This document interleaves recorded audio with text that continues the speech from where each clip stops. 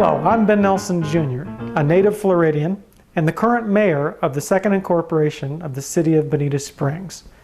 Today, courtesy of the Bonita Springs Historical Society, we will look at some community buildings that were important to our early town.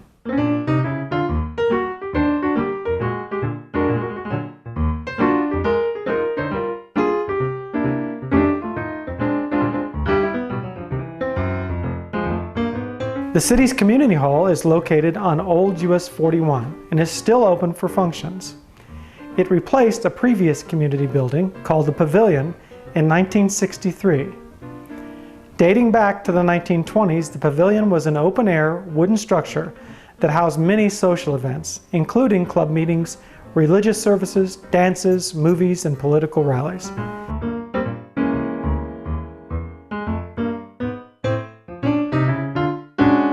The landmark banyan tree that now towers over the current community hall and park grounds was planted in 1921. Many in town may also remember the little kiosk that was added on the grounds in front of the new community hall. The tiny brick building used to sit roadside along the Tamiami Trail. For many years it served as a welcome center and later an office for the Chamber of Commerce, dispensing information to tourists passing through Bonita Springs. In later years, pizza, sandwiches, and refreshments were sold from it. Across the street was a parcel of land that was set aside by our town's founding fathers for public use.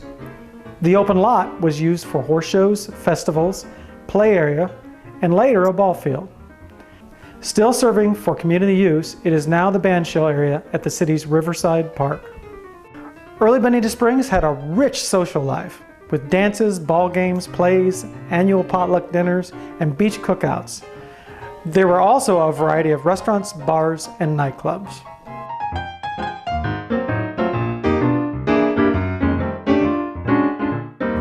The townfolk quickly adapted to the influx of seasonal visitors that came to enjoy our pristine beaches and bountiful woodlands. According to census records, the year-round population of Bonita Springs had grown to 177 year-round residents, plus children by 1920. Citrus groves and tropical fruit farms covered much of the area. Bonita Springs became well known for high-quality citrus, which was sold at roadside stands, but mostly shipped up north, often in gift baskets.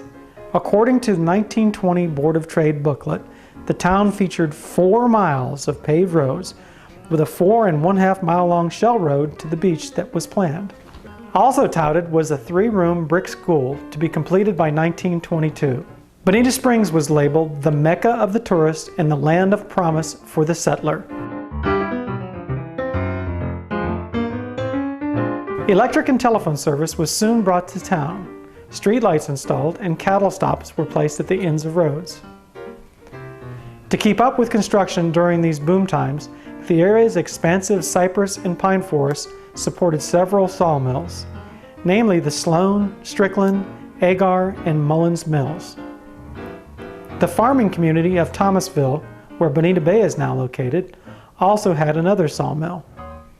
The hurricane of 1926 devastated the young community, which was named after the landowner and the very British Harold Thomas. The village had its own store, church, and some 30 houses. A couple of years later, a forest fire completely wiped out the remaining enterprise. Like much of small-town America, churches played a prominent role in the community. As early as the late 1880s, preachers came by boat and horse from elsewhere to hold services for the community. The first permanent church building was the Lee Memorial Methodist Church, named not for Lee County, but for a family that brought the building from Fort Myers. The church, which was built on Shiver Street in 1920, is now known as the First United Methodist Church. The original chapel is an example of the frame vernacular style. The wood frame church sits on concrete piers and is presently clad in stucco.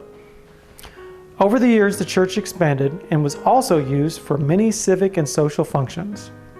In a history of the church written by Mary Doddridge, it is noted that a stalwart leader of many years was Bertie Storter. The second church built in town was the Southern Baptist Church and was located in Rosemary Park. It was later destroyed by fire and the congregation met in the pavilion for several years. They built a new church in 1939 on Ragsdale Avenue near the Tamiami Trail. Both of these churches are still in use. Another influential organization was the Women's Club, who built their clubhouse in 1959 near the pavilion. Among other deeds, they were instrumental in creating a community library, and they also built a small building behind theirs to house and loan the books.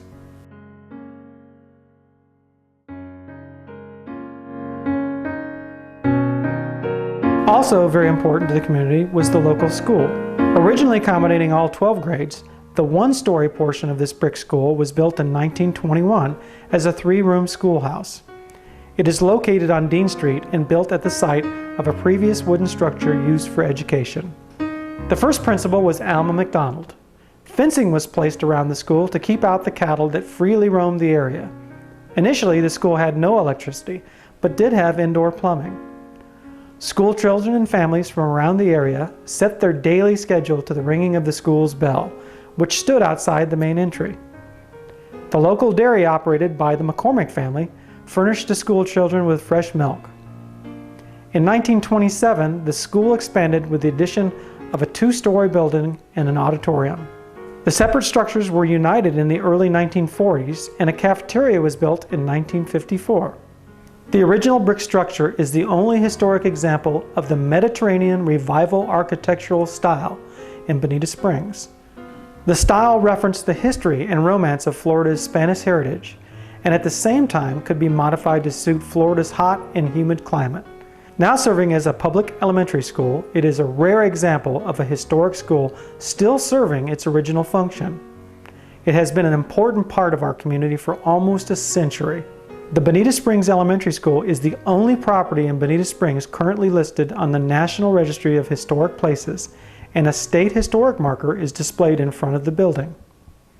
Although Bonita Springs has grown and changed in many ways, there is still a strong sense of community here. Residents still continue the decades-old tradition of the May Day picnic, and the Independence Day parade still comes down Old 41. Bonita Springs is a modern-day city that treasures and maintains its small-town feeling and traditions.